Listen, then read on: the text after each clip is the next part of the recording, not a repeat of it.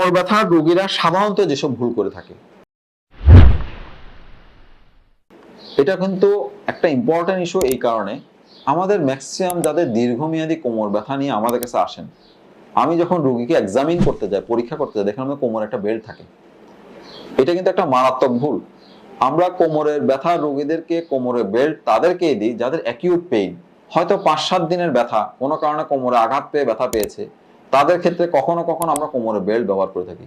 কিন্তু যাদের দীর্ঘমেয়াদী কোমরে ব্যথা, যা স্পন্ডাইলো আর্থ্রাইটিস বা এই ধরনের বাতরোগে ভোগেন, তারা যদি দীর্ঘমেয়াদী কোমরে বেল্ট ব্যবহার করেন, সেক্ষেত্রে কিন্তু আপনার কোমর ব্যথা তো কমবে না, বরঞ্চ এটা বাড়তে থাকবে। কেন? এই যে আমি শুরুতে একটা কথা বলেছিলাম, আমাদের যে কোনো জয়েন্টের আশেপাশে অনেক ধরনের স্ট্রাকচার থাকে, যেমন মাসেল থাকে বা মাংসপেশি, লিগামেন্ট থাকে, টেন্ডন থাকে, তারপর নার্ভ থাকে। যারা দীর্ঘমেয়াদী কোমরে বেল্ট ব্যবহার করেন, তাদের কিন্তু আস্তে আস্তে মাসেল বলেন, লিগামেন্ট বলেন, টেন্ডন বলেন, এগুলা কিন্তু সক্ষমতা বা শক্তি আস্তে আস্তে কমতে থাকে। তখন হয় কি, দীর্ঘমেয়াদী একটা কোমরের ব্যথা তৈরি হয়ে যায়, যেটা শুধু ওই বাত রোগের জন্যই হয় না, এই যে শক্তি কমে গেছে মাসেল গুলার বা টেন্ডন গুলার, সেখান থেকেও কিন্তু একটা ব্যথা তৈরি হয়। এই জন্য এটা একটা কমন ভুল করে থাকে। দ্বিতীয় কমন ভুল হচ্ছে, কোমর ব্যথা রোগীরা কিন্তু এক্সারসাইজ করতে চায় না।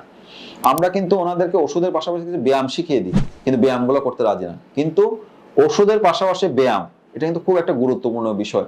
কারণ ওষুধ হয়তো আপনার রোগটাকে নিয়ন্ত্রণ করবে হয়তো 16 আনার ভিতরে 10 আনা বা 12 আনা, বাকি 4 আনা 6 আনা চিকিৎসা কিন্তু আপনার ব্যায়ামের মাধ্যমে। ওই যে 6 আনা প্লাস ওষুধের 10 আনা, এই 16 আনা মিলেই কিন্তু আপনার চিকিৎসা। আপনি যদি 10 আনাকে স্বীকার করে নেন, 6 আনাকে স্বীকার না করেন, আপনার রোগটা কিন্তু পুরোপুরি কন্ট্রোলে থাকবে না। আর একটা ইম্পর্টেন্ট জিনিস হচ্ছে, কোমর ব্যথা যারা রোগী, ওরা ব্যথার ওষুধ খাচ্ছে মাঝে মধ্যে, কিন্তু বাত নিয়ন্ত্রণকারী ওষুধ খাচ্ছে না।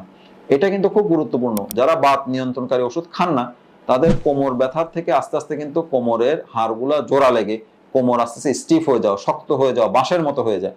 তখন দেখা যাচ্ছে উনি নড়াচড়া করতে পারতেছেন না, কোমর ঝুঁকে নামাজ পড়তে পারতেছেন না বা প্রার্থনা করতে পারতেছেন না, ঘাড়গুলা স্টিফ হয়ে যায়, ঘাড় নাড়াতে পারতেছেন না।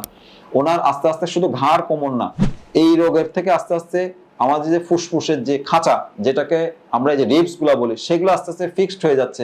তখন উনি বড় করে শ্বাস নিতে পারেন না, তখন ওনার শ্বাস নেওয়ার ক্ষমতা কমে যায়। এমনকি এই রোগ থেকে আস্তে আস্তে ওনার দেখা চোখের কিছু ক্ষতি হয়ে যাচ্ছে, ইভিআইটিস হয়ে চোখের দৃষ্টিশক্তি কমে যাচ্ছে, হার্টের ক্ষতি হচ্ছে, কিডনির ক্ষতি হচ্ছে। তাহলে এটা কিন্তু একটা ইম্পর্টেন্ট ইস্যু যে বাত নিয়ন্ত্রণকারী ওষুধ না খাওয়া, শুধু ব্যথার ওষুধের উপর নির্ভর করা, এটা হচ্ছে একটা বড় ভুল।